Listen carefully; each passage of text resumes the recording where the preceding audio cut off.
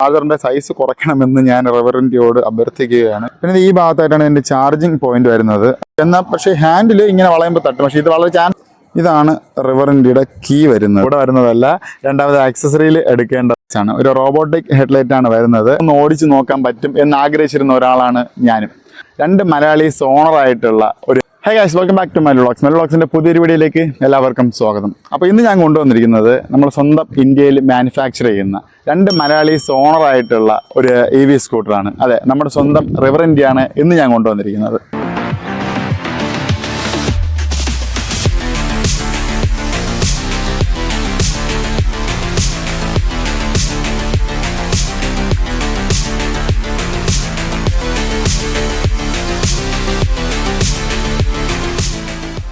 കുറച്ചധികം പ്രത്യേകതകളുള്ള ഒരു EV സ്കൂട്ടറാണ് റിവറിൻ്റി launch ആവുന്ന സമയം മുതൽ ഇതെന്ന് കേരളത്തിലോട്ട് വരും, നമുക്ക് എന്നൊന്ന് ഓടിച്ചു നോക്കാൻ പറ്റും എന്ന് ആഗ്രഹിച്ചിരുന്ന ഒരാളാണ് ഞാനും.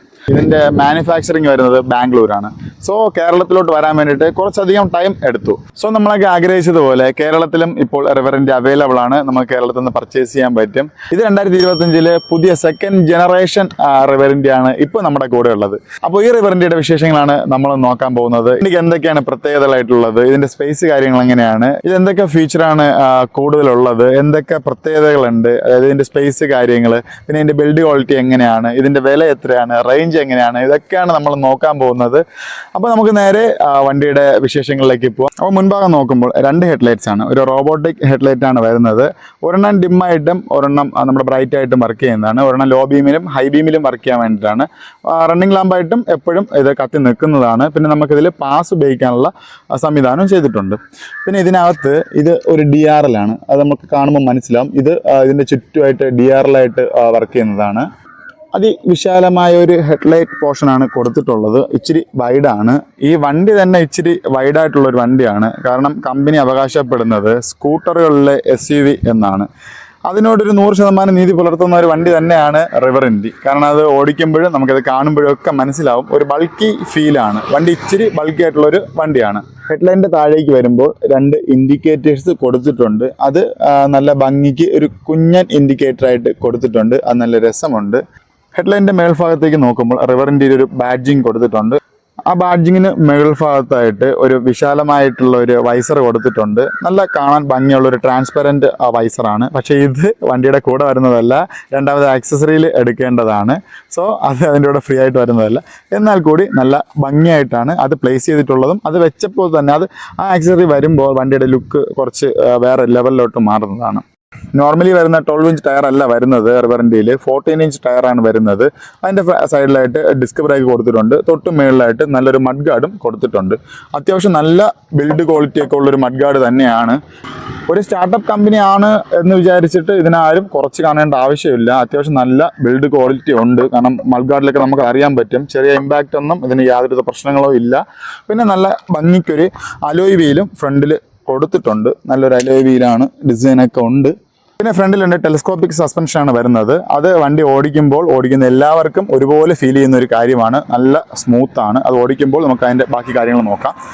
പിന്നെ സൈഡിലേക്ക് വരുമ്പോൾ ഈ ഭാഗത്തായിട്ട് ഇൻഡി എന്നൊരു ബാഡ്ജിങ് കൊടുത്തിട്ടുണ്ട്. തൊട്ട് താഴെയായിട്ട് നല്ല അടിപൊളി ഡിസൈനിൽ ഒരു ക്രാഷ് കാർഡും കൊടുത്തിട്ടുണ്ട്. ഇത് നമുക്ക് വേണമെങ്കിൽ വണ്ടി ജസ്റ്റ് ഇങ്ങനെ പിടിച്ചൊക്കെ നോക്കാം. നല്ല രസമുണ്ട് ആ ഒരു ക്രാഷ് കാർഡ്. അതിൻ്റെ താഴേക്കായിട്ട് ഒരു ഫൈബർ പീസ് കൊടുത്തിട്ടുണ്ട്. ഇത് ശരിക്കും ഒരു എയർ വെൻ്റാണ്. അത് കാണുമ്പോൾ നമുക്ക് മനസ്സിലാവും. നമുക്ക് ഇതിൻ്റെ ബാറ്ററി സെക്ഷനൊക്കെ താഴെയായിട്ടാണ് വരുന്നത്. സോ അതിൻ്റെ തൊട്ടൊന്ന് എയർ പോകാൻ വേണ്ടിയിട്ടുള്ള ഒരു എയർ വെൻ്റാണത്. അതിൻ്റെ സൈഡിലേക്ക് വരുമ്പോൾ ഈ ഒരു സംഭവം, ഇതൊരു അടിപൊളി ഐറ്റമാണ്. ഒരു ഫുഡ് റെസ്റ്റ് ആണ്. ഇച്ചിരി ഹൈറ്റ് ഉള്ളവർക്കും ഈ വണ്ടി ഉപയോഗിക്കാനായിട്ട് യാതൊരുവിധ ബുദ്ധിമുട്ടുമില്ല. നല്ല കംഫർട്ടായിട്ട് നമുക്കിപ്പോൾ അധികം ബെൻഡൊന്നും കൊടുക്കാതെ നല്ല സ്മൂത്തായിട്ട് ഓടിക്കാൻ പറ്റും. അതിനത് നല്ല ഉപകരിക്കും. അതുമാത്രമല്ല, നമുക്കിപ്പോൾ ഈ ഭാഗത്തായിട്ട് എന്തെങ്കിലും ലഗേജസ് വെച്ചിട്ടുണ്ട് എന്നുണ്ടെങ്കിൽ അവിടെ കാല് വയ്ക്കാൻ ഒരു ബുദ്ധിമുട്ടായിരിക്കും. സോ ആ സമയത്ത് നമുക്ക് ഈ ഫുഡ് റെസ്റ്റ് യൂസ് ചെയ്യാവുന്നതാണ്. അത് നല്ലൊരു കാര്യമാണ്. ഈ ഭാഗത്തെ പറ്റി പറയുകയാണെങ്കിൽ അത്യാവശ്യം നല്ല വിശാലമായിട്ടുള്ള ഒരു സ്പേസ് തന്നെയാണ്. തീരെ കൺജസ്റ്റഡ് ഒന്നും അല്ല, നല്ല സ്പേസ് ഉണ്ട്. പിന്നെ അതിൻ്റെ ബാക്കിലേക്ക് വരുമ്പോൾ ഇവിടെയും ഒരു ഫുഡ് റെസ്റ്റ് ഉണ്ട്. ഇത് കോ പാസഞ്ചറിനുള്ള ഫുഡ് റെസ്റ്റ് ആണ്. അത് രണ്ടും ഒരേ ഡിസൈനിൽ ഒരേപോലെ കൊടുത്തിട്ടുണ്ട്. നല്ല രസമുണ്ട് അത് കാണാനായിട്ട്. തൊട്ട് ബാക്കിലായിട്ട് ഈ കാണുന്നതും ഒരു ക്രാഷ് കാർഡാണ്. വണ്ടി ഇൻ കേസ് മറിഞ്ഞു കഴിഞ്ഞാലും വേറെ കുഴപ്പങ്ങളൊന്നും സംഭവിക്കില്ല, നല്ല സ്ട്രോങ് ആയിട്ട് നിന്നോളും. 2 ക്രാഷ് കാർഡൊക്കെ വണ്ടിക്ക് വരുന്നുണ്ട്. പിന്നെ നമ്മുടെ ബാക്ക് ക്രാഷ് കാർഡിന്റെ തൊട്ട് മേളിലേക്ക് നോക്കുമ്പോൾ ഒരു അടിപൊളി ഗ്രാബ് റെയിൽ കൊടുത്തിട്ടുണ്ട്. നല്ലൊരു ബ്ലാക്ക് ഫിനിഷിൽ തന്നെയാണ് കൊടുത്തിട്ടുള്ളത്. അതിന്റെ കൂടെ ചേർന്നിട്ട് ഒരു ബാക്ക് റെസ്റ്റ് വരുന്നുണ്ട്. ഇത് ആക്സസറി ആണ്, ശരിക്കും വണ്ടിയിൽ വരുന്നതല്ല. നമുക്ക് വേണമെങ്കിൽ ആക്സസറിയിൽ ഉൾപ്പെടുത്തി എടുക്കാവുന്നതാണ്. പക്ഷേ ഈ ആക്സസറിയിൽ വരുന്നതാണെങ്കിലും ഈ ഒരു ബാക്ക് റെസ്റ്റ് നല്ല യൂസ്ഫുൾ ആണ്. ബാക്ക് റെസ്റ്റ് എപ്പോഴും കോ പാസഞ്ചറിന് നല്ല ഗുണം ചെയ്യുന്ന ഒരു കാര്യമാണ്. ആ ബാക്ക് റെസ്റ്റിലും ഒരു റിവറിൻ്റെയുടെ ബാഡ്ജിങ് കൊടുത്തിട്ടുണ്ട്. പിന്നെ തൊട്ട് താഴേക്ക് വന്നു കഴിഞ്ഞാൽ ഈ ഭാഗത്തായിട്ടും ഒരു റിവറിൻ്റെയുടെ ബാഡ്ജിങ് ഉണ്ട്. തൊട്ട് താഴെയാണ് ടൈൽ ലാംപ്സ്. ടൈൽ ലാംപ്സ് നമ്മൾ വിചാരിക്കും പോലെയല്ല, ഇച്ചിരി വൈഡാണ്. കാരണം ആ വണ്ടിയുടെ അത്രയും വൈഡായിട്ടാണ് ആ ടൈൽ ലാംപ്സ് ഉള്ളത്. അത്യാവശ്യം നല്ലൊരു ടൈൽ ലാമ്പാണ്. LED ടൈൽ ലാംപ്സ് ആണ് വരുന്നത്. അതിൻ്റെ തൊട്ട് താഴെയായിട്ട് നമ്പർ പ്ലേറ്റ് കാണാം. അതിൻ്റെ സൈഡിലായിട്ട് നമ്മൾ ഫ്രണ്ടിൽ കണ്ട അതേ ഇൻഡിക്കേറ്റേഴ്സ് തന്നെയാണ്. അതേ സൈസിൽ നല്ല എന്തോ ഒരു പുതുമ തോന്നിക്കുന്ന രീതിക്കൊരു ഇൻഡിക്കേറ്ററാണ് റിവറിൻ്റെയിൽ വരുന്നത്. ഒരു LED ഇൻഡിക്കേറ്ററാണ്. അപ്പോൾ സെൻട്രൽ ലെൻസ് പോലെ കൊടുത്തിട്ടാണ് ഇൻഡിക്കേറ്റർ ഡിസൈൻ ചെയ്തിട്ടുള്ളത്. ബാക്കിലേക്ക് വരുമ്പോൾ നമ്മുടെ കോയിൽ സ്പ്രിംഗ് ഷോക്ക് അബ്സറാണ് വരുന്നത്. ഡിസ്ക് ബ്രേക്ക് കൊടുത്തിട്ടുണ്ട്. ഫ്രണ്ടിൽ കണ്ട അതേ 14 ഇഞ്ച് അലോയ്സ് തന്നെയാണ് ബാക്കിലും കൊടുത്തിട്ടുള്ളത്. ഇതാണ് ഇതിൻ്റെ ബാക്ക് സൈഡ്. വലിയ കുഴപ്പമില്ലാത്ത ഡിസൈനിൽ ചെയ്തിട്ടുണ്ട്. കാരണം പ്രത്യേകിച്ച് വൃത്തികേടോ കാര്യങ്ങളോ ഒന്നുമില്ല. പിന്നെ വണ്ടിയുടെ ഈ ഭാഗത്തേക്ക് വരുമ്പോൾ ഇവിടെ ഉള്ളത് ഒരു ലേഡീസ് ഫുഡ് റെസ്റ്റ് ആണ്. ഇത് ആക്സസറിയാണ്, വണ്ടിയുടെ കൂടെ വരുന്നില്ല. ഇത് നമ്മൾ ആക്സസറി ആയിട്ട് തന്നെ എടുക്കേണ്ടിയിരിക്കുന്നു. പിന്നെ ഇതിൽ ഞാൻ കണ്ട മറ്റൊരു ഹൈലൈറ്റ് ആയിട്ടുള്ള ഒരു കാര്യം എന്ന് പറയുന്നത് ഇതിന് സെൻറ്റർ സ്റ്റാൻഡ് ഉണ്ട്. സെൻറ്റർ സ്റ്റാൻഡ് നല്ലൊരു കാര്യമാണ്. കാരണം പല വണ്ടികളിലുമില്ല. സെൻറ്റർ സ്റ്റാൻഡ് ഉണ്ടെങ്കിലുള്ള ഉപയോഗം എന്ന് പറഞ്ഞു കഴിഞ്ഞാൽ നമുക്കിപ്പോൾ ചെയിൻ ലൂബ് ചെയ്യണമെങ്കിൽ നമുക്ക് സ്വന്തമായിട്ട് തന്നെ സെൻറ്റർ സ്റ്റാൻഡ് ഇട്ട് ചെയിൻ ലൂബ് ചെയ്യാൻ പറ്റും. കാരണം സൈഡ് സ്റ്റാൻഡ് നമ്മൾ വെച്ചിട്ടാണ് ലൂബ് ചെയ്യുന്നതെങ്കിൽ വണ്ടി ഓൺ ആകത്തില്ല. സോ സെൻറ്റർ സ്റ്റാൻഡ് ആകുമ്പോൾ സ്റ്റാൻഡിലിട്ടിട്ട് നമുക്ക് ടയർ കറക്കി ചെയിൻ ലൂബ് ചെയ്യാൻ പറ്റും. അത് ബെൽ ഡ്രൈവ് ഉള്ള വണ്ടികളിലും സെൻറ്റർ സ്റ്റാൻഡ് ഉണ്ടെങ്കിൽ അതൊരു ഗുണമാണ്. പക്ഷേ ഈ വണ്ടിക്ക് സെൻട്രൽ സ്റ്റാൻഡ് വന്നപ്പോൾ ചെറിയൊരു പോരായ്മയായിട്ടുള്ളത്, നമ്മളിപ്പോൾ 2 പേര് അത്യാവശ്യം ലോഡായിട്ടുള്ള 2 പേര് വാഹനം യൂസ് ചെയ്യുന്ന സമയത്ത് ഒരു അത്യാവശ്യം നല്ലൊരു ഹമ്പ് കയറുകയോ അല്ലെങ്കിൽ ഒരു കട്ടർ ഇറങ്ങുകയോ ചെയ്യുകയാണെങ്കിൽ ഇതിൻ്റെ അടി തട്ടുന്നൊരു പ്രശ്നം ഇതിനുണ്ട്. അപ്പോൾ ഈ അടി തട്ടുന്ന പോരായ്മ ഒഴിച്ചു കഴിഞ്ഞാൽ സെൻട്രൽ സ്റ്റാൻഡ് നല്ല യൂസ് ആയിട്ടുള്ളൊരു സെൻട്രൽ സ്റ്റാൻഡാണ്. കാരണം നമുക്ക് ബെൽറ്റ് ലൂബ് ചെയ്യുന്ന സമയത്തൊക്കെ അത് നമുക്ക് നല്ലോണം യൂസ്ഫുൾ ആകും. ഇതാണ് റിവറിൻ്റെയുടെ കീ വരുന്നത്. നല്ല ഡിസൈനിലുള്ളൊരു കീ തന്നെയാണ്. റിവറിൻ്റെയുടെ ഒരു ബാഡ്ജിങ് കാര്യങ്ങളൊക്കെ കൊടുത്തിട്ടുണ്ട്. പിന്നെ ഈ ഫ്രണ്ടിൽ കാണുന്ന ഈ ഒരു മൊബൈൽ ഹോൾഡർ, ഇത് ശരിക്കും ഇതിൻ്റെ ആക്സസറിയാണ്. റിവറിൻ്റെയുടെ ഒരു ആക്സസറിയാണ്. നമുക്ക് മൊബൈൽ ഇതിനകത്ത് വെച്ചിട്ട് അത്യാവശ്യം മാപ്പോ കാര്യങ്ങളൊക്കെ ഉണ്ടെങ്കിൽ ഇട്ടിട്ട് നമുക്ക് യൂസ് ചെയ്യാൻ പറ്റും. അത് ഞാൻ തുറന്ന് കാണിച്ചു തരാം.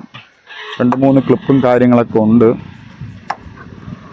ഇങ്ങനെയാണ് ഇത് ഓപ്പൺ ചെയ്യുന്നത്. അത്യാവശ്യം നല്ല ബിൽഡ് ക്വാളിറ്റിയും കാര്യങ്ങളുണ്ട്. വെള്ളമൊന്നും പെട്ടെന്ന് അകത്ത് കയറത്തില്ല. മഴയത്താണെങ്കിൽ നമുക്ക് ധൈര്യമായിട്ട് വെക്കാം. വെള്ളം ഒരിക്കലും അതിനകത്തോട്ട് കയറത്തില്ല. നല്ല വാട്ടർ പ്രൂഫ് ക്വാളിറ്റിയൊക്കെ ഉണ്ട്. പിന്നെ റിവറിൻ്റെയുടെ സൈഡ് മിററിലേക്ക് വരുമ്പോൾ വാഹനം അത്യാവശ്യം വൈഡായിട്ടുള്ളൊരു വാഹനമാണെങ്കിലും മിറർ ഒരു കുഞ്ഞൻ മിററായിട്ട് എനിക്ക് തോന്നി. കണ്ടില്ലേ, ഭയങ്കര വലിയൊരു മിററൊന്നും അല്ല റിവറിൻ്റെക്ക് വരുന്നത്. അതിനൊരു ഫൈബർ കവറും കാര്യങ്ങളൊക്കെ കൊടുത്തിട്ടാണ് അവർ ചെയ്തിട്ടുള്ളത്. പിന്നെ അതിൻ്റെ സ്വിച്ച് വരുന്നത് ഇതാണ്. വണ്ടി സ്റ്റാർട്ട് ചെയ്യേണ്ട സ്വിച്ച് വരുന്നത്. നമ്മൾ ജസ്റ്റ് താഴോട്ടായി കഴിഞ്ഞാൽ വണ്ടി സ്റ്റാർട്ടാകും. മേലോട്ടായി കഴിഞ്ഞാൽ നമ്മുടെ എഞ്ചിൻ കിൽ സ്വിച്ച് പോലെ യൂസ് ചെയ്യാം. പിന്നെ ഇതിൽ തന്നെയാണ് പാർക്ക് സ്വിച്ചും വരും. റിവേഴ്സും ഇവിടെ തന്നെയാണ്. മുന്നത്തെ അതായത് ഫസ്റ്റ് ജെൻ റിവറിൻ്റെയിൽ വരുന്നത് റിവേഴ്സ് ഇവിടെ ആയിട്ടാണ്. അത് ഇച്ചിരി പാടായതുകൊണ്ട് അവർ സെക്കൻഡ് ജെൻ ഇറക്കിയപ്പോൾ ആ പ്രശ്നം ഒഴിവാക്കിയിട്ട് ഈ ഭാഗത്തായിട്ട് റിവേഴ്സിൻ്റെ സ്വിച്ച് വെച്ചിട്ടുണ്ട്. തൊട്ട് താഴെയായിട്ടാണ് നമ്മൾ മോഡ് ചേഞ്ച് ചെയ്യുന്ന സ്വിച്ച് വരുന്നത്. ലെഫ്റ്റ് സൈഡിലേക്ക് വരുമ്പോൾ നമുക്ക് light high beam low beam ഇടേണ്ട സ്വിച്ച് ഇവിടെയാണുള്ളത്. നമുക്കിന്നെ പാസ് ചെയ്യാനുള്ള സൗകര്യം അത് കൊടുത്തിട്ടുണ്ട്. അതെനിക്ക് ഇഷ്ടപ്പെട്ടു. കാരണം എൻ്റെ വാഹനം ഏവറാണ്, അതിലില്ല. പിന്നെ താഴെയായിട്ട് ഇൻഡിക്കേറ്റർ ഉണ്ട്. അതിൻ്റെ തൊട്ട് താഴെയായിട്ട് ഹോൺ വരുന്നുണ്ട്. പിന്നെ നമ്മുടെ ഡിസ്ക് ബ്രേക്കിൻ്റെ ഫ്ലൂയിഡ് ഓയിലിൻ്റെ 2 കേസ് ഇവിടെ കൊടുത്തിട്ടുണ്ട്. ഇത് ഈ ഭാഗത്തായിട്ട് റിവറിൻ്റെയിൽ എന്ന് വരുന്നൊരു ബാഡ്ജിങ് കൊടുത്തിട്ടുണ്ട്. നല്ല രസത്തിലാണ് അത് കൊടുത്തിട്ടുള്ളത്. ഈ ഭാഗം എനിക്ക് നല്ല ഇഷ്ടപ്പെട്ടു. കാരണം അതൊരു നല്ലൊരു സ്പേസ് ആയിട്ട് എനിക്ക് തോന്നി. നല്ലൊരു ഫിനിഷിങ്ങിൽ ഒരു ഗ്രേ കളർ പോലെയൊക്കെ അവർ ഡിസൈൻ ചെയ്ത് നല്ലൊരു രസത്തിൽ അവിടെ കൊടുത്തിട്ടുണ്ട്. എനിക്ക് ഇഷ്ടപ്പെട്ടു. ഇതിനകത്ത് ടച്ച് സ്ക്രീനോ അങ്ങനെ ഒന്നും വരുന്നില്ല. ഇത് അങ്ങനെ ഒരു ഫീച്ചർ ഓറിയൻറ്റഡ് ഉള്ള ഒരു വണ്ടിയല്ല. അത് ഞാൻ പറഞ്ഞു തരാം. ഇപ്പോൾ കീ ഓൺ ചെയ്യുമ്പോൾ ഒരു ഡിജിറ്റൽ ഡിസ്പ്ലേ ആണ്. നമ്മുടെ നോർമലി വരുന്ന പോലെയൊന്നും അല്ല. അത്യാവശ്യം എന്നാലും കുഴപ്പമില്ല. അത്യാവശ്യം വലിയ ഡിസ്പ്ലേ തന്നെയാണ് വരുന്നത്. നല്ല രസമുണ്ട്. ഇതിനകത്താണ് നമുക്ക് ട്രിപ്പ് കാര്യങ്ങൾ അഡ്ജസ്റ്റ് ചെയ്യുന്നത്. സെറ്റിങ്സ് അഡ്ജസ്റ്റ് ചെയ്യുന്നത് ഇതിനകത്തായിട്ടാണ്.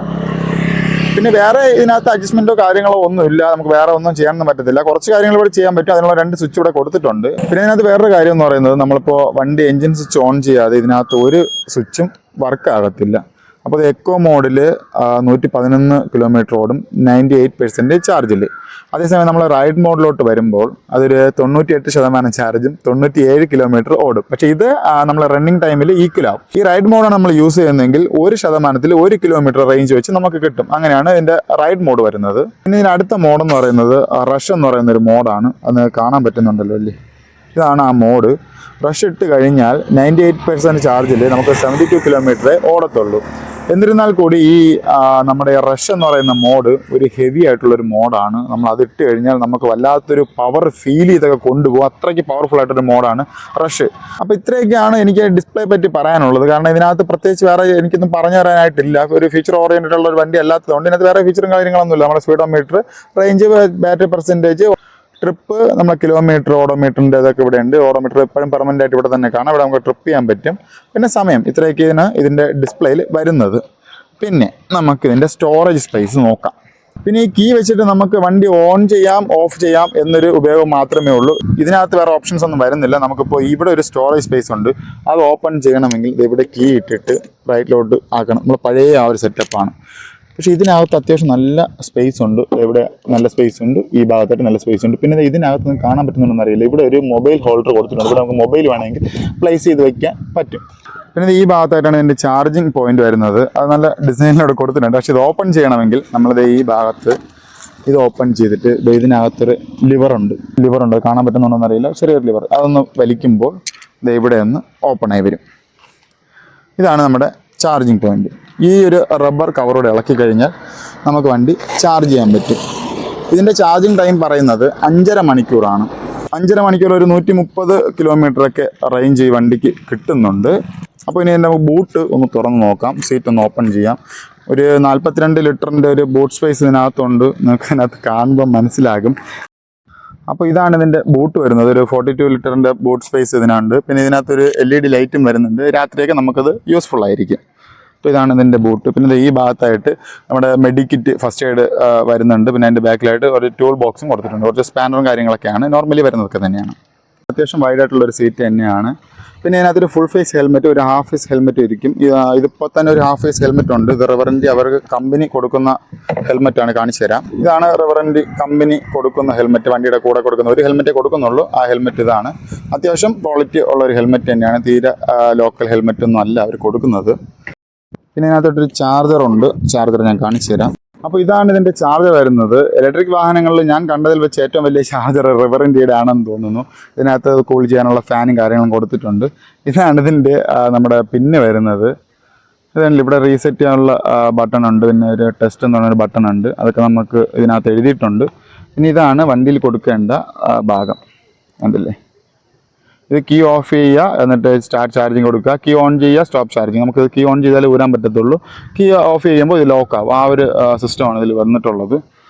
ഇത്രയും വലിയ ചാർജർ ആയതുകൊണ്ട് തന്നെ ഇത് ക്യാരി ചെയ്യാനുള്ള ബുദ്ധിമുട്ടോടെ ഞാൻ മുന്നിൽ കണ്ടിട്ട് ഈ ചാർജറിൻ്റെ സൈസ് കുറയ്ക്കണമെന്ന് ഞാൻ റിവറൻറ്റിയോട് അഭ്യർത്ഥിക്കുകയാണ്. കാരണം അത് കൊണ്ടു നടന്നിട്ട് നമുക്ക് ഇതിനകത്ത് ലഗേജ് വയ്ക്കാനൊക്കെ ഇച്ചിരി ബുദ്ധിമുട്ടായിരിക്കും. പക്ഷേ റിവറൻറ്റിയുടെ ബൂട്ട് സ്പേസ് ഇച്ചിരി വലുതായതുകൊണ്ട് ഈ ചാർജറൊന്നും ആ ബൂട്ട് സ്പേസിന് യാതൊരുവിധ പ്രശ്നവും ഇല്ല. പിന്നെ ചാർജർ ക്യാരി ചെയ്യാനായിട്ട് അതിമനോഹരമായ ഒരു ബാഗ് കൂടെ അവർ പ്രൊവൈഡ് ചെയ്യുന്നുണ്ട്. അത് നല്ലൊരു കാര്യമായിട്ട് എനിക്ക് തോന്നി. ഇങ്ങനെയാണ് നമ്മൾ ഇതിനകത്തോട്ട് കാല് വയ്ക്കുമ്പോൾ. ഞാനൊരു 6 അടിക്ക് മുകളിലുണ്ട്. എന്നിരുന്നാലും നമുക്കിവിടെ തട്ടത്തൊന്നുമില്ല. എന്നാൽ പക്ഷേ ഹാൻഡിൽ ഇങ്ങനെ വളയുമ്പോൾ തട്ടും. പക്ഷേ ഇത് വളരെ ചാൻസ് കുറവാണ് ഇങ്ങനെ വളയുമ്പോൾ തട്ടുക എന്നത്. നമ്മളിങ്ങനെയൊന്നും വളയ്ക്കത്തില്ല. അപ്പോൾ ഇവിടെ സ്പേസ് ഉണ്ട്, വലിയ കുഴപ്പമില്ല. എന്നിരുന്നാലും നമുക്ക് ഈ ഫുഡ് റെസ്റ്റിലോട്ട് കാല് വയ്ക്കുമ്പോൾ ഇത് കണ്ടില്ലേ, എങ്ങനെ വളച്ചാലും തട്ടില്ല. നല്ല വൈഡായിട്ട് നമുക്ക് കാല് വയ്ക്കാൻ പറ്റും.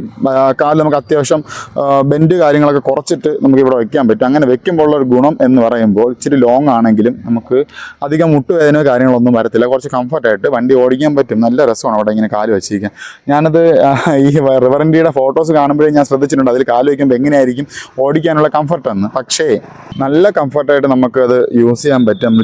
ചിലർ വിചാരിക്കും അവിടെ വെച്ച് കഴിഞ്ഞാൽ നമുക്ക് ഓടിക്കാനുള്ള ബുദ്ധിമുട്ടായിരിക്കും എന്ന്. ഒരിക്കലും ഇല്ല, നല്ല കംഫർട്ടാണ് അവിടെ വയ്ക്കുമ്പോൾ. എനിക്ക് തോന്നുന്നു ഇവിടെ കാല് വെച്ച് ഓടിക്കുന്നതിനേക്കാളും ഈ ഫുഡ് റെസ്റ്റിൽ കാല് വെച്ച് ഓടിക്കുന്നതാണ് എനിക്ക് കുറച്ചുകൂടെ കംഫർട്ടായിട്ട് തോന്നിയത്. അത് നല്ല രസമുണ്ട് ഒരു കാല് വെച്ച് ഓടിക്കാൻ. ഓക്കെ, അപ്പോൾ നമുക്ക് വണ്ടി ഒന്ന് ഡ്രൈവ് ചെയ്ത് നോക്കാം. വണ്ടി ഓൺ ചെയ്ത് ഓക്കെ, നമുക്ക് ആദ്യം എക്കോ മോഡിലൊന്ന് ഡ്രൈവ് ചെയ്ത് നോക്കാം. അത് കഴിഞ്ഞിട്ട് നമുക്ക് ഓരോ മോഡായിട്ട് ചേഞ്ച് ചെയ്ത് നോക്കാം. എക്കോ മോഡിൽ തന്നെ ഒരു 22 കിലോമീറ്ററൊക്കെ സ്പീഡ് കവർ ചെയ്യാൻ പറ്റത്തുള്ളൂ.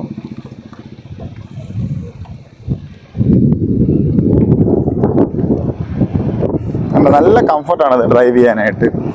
നല്ല ഫ്രീ ആയിട്ട് നമുക്ക് നല്ല രസത്തിൽ ഓടിക്കാൻ പറ്റും. ഇത് ചെറിയൊരു തേരിയാണ്, നമുക്കത് മോഡ് ചേഞ്ച് ചെയ്യാം. ഇതിപ്പോൾ റൈഡ് മോഡാണ്. ഒരു രക്ഷയില്ല കേട്ടോ, നല്ല പവറുണ്ട് വണ്ടിക്ക്. ഒരു രക്ഷയില്ലാത്ത പവറാണ്. പവറിലൊന്നും യാതൊരു സംശയവും വേണ്ട. നമുക്ക് അടുത്ത മോഡൊന്ന് ചേഞ്ച് ചെയ്ത് നോക്കാം.